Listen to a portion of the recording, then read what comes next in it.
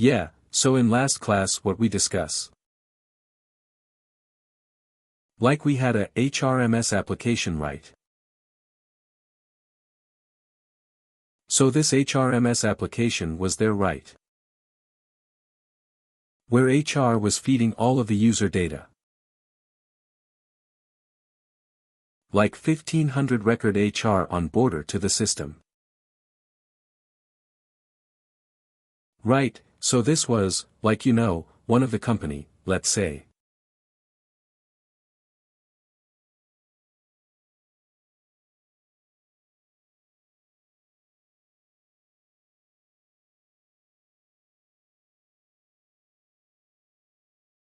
So all this, 1500 users, so HR on border to this application as a part of new join, right? So, because of the project requirement, they had the employee and they boarded the employee to this 1500 users, to this HRMS application, and from here what we talk. Saviynt was coming into picture. And Saviynt was taking care all of this 1500 user to have their account in different target system. So like we talk, like it was able to create user in Outlook. And your time sheet application. And your HR portal. So here Saviynt was taking care of creation of their account or deletion of their account or updation of their account. So what we got from here? Like we have here 3 thing in the picture, right, which is coming. One is your HRMS. Right. Another one is your, like Saviynt.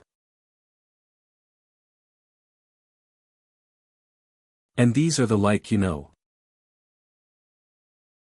manage application.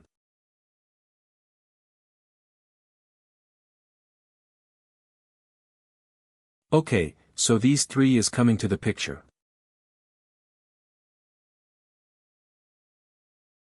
So the point here is, we know we have our Saviynt system, right? Which is we have installed in our system. So this is our Saviynt environment, where we will be performing all the tasks, right? So what about this HRMS, right? I told of this HRMS, 1500 users are onboarded to your HRMS application. From here, Saviynt is taking care, how it is taking care those things.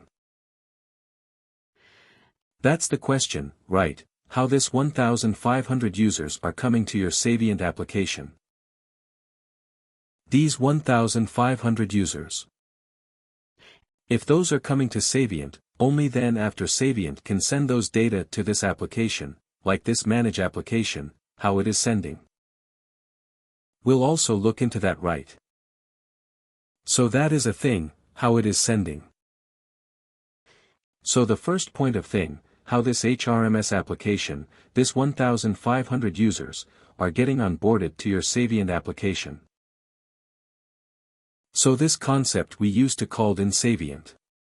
It is called as a reconciliation. Reconciliation, or in other term, people used to call it as a authoritative source.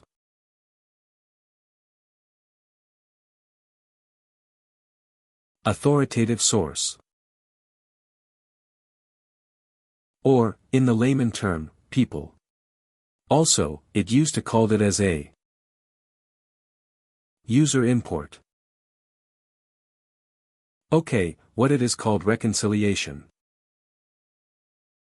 And this is called trusted reconciliation. Always remember it is trusted reconciliation authoritative source or user import.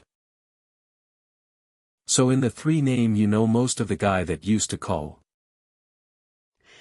So why it is reconciliation people used to call? Because this is a layman term. It is used in all of your application, whether it is Saviynt or YM or self-owned. It doesn't, irrespective of tool we use to call, like trusted reconciliation, authoritative source, or user import. So what basically this trusted reconciliation do? So the trusted reconciliation. It will bring all of your information right to your Saviynt application.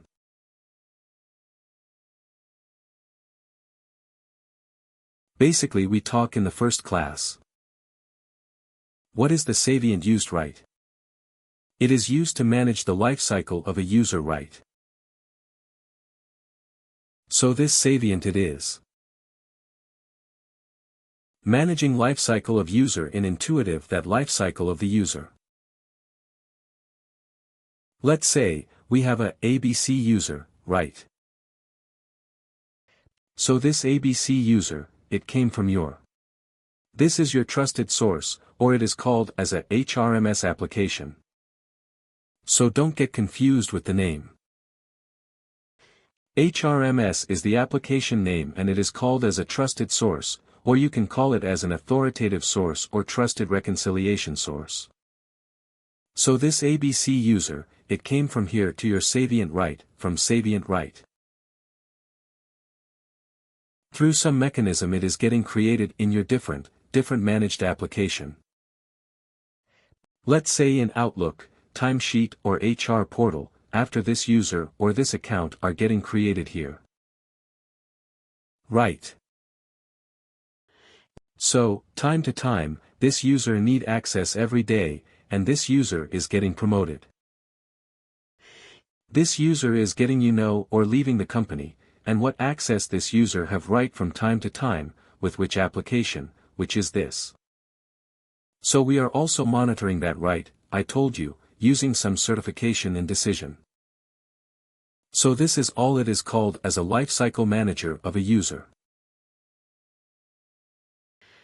So this HRMS application and your Saviynt and we are doing a trusted reconciliation to bring your data from your HRMS application to Saviynt application right. So how this trusted reconciliation? It is happening.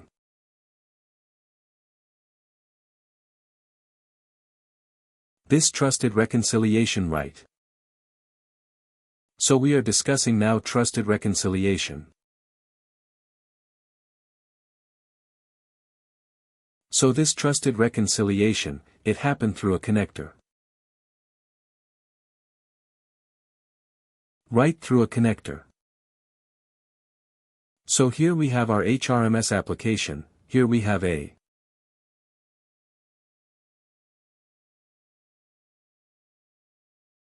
Saviynt tool. And we is helping here to integrate this HRMS application with Saviynt. We call it as a connector. So let's understand what is a connector actually. Have you seen a let's see? This is a ball right? You are trying to lightening up the ball and you have a electric board in your switch. Like you know home right, so this switch if you on off. Right, this ball is getting light up. How it is happening? So between this switch and this ball there is a connector right. What is that country is called? Where? So we have a wire, which is you.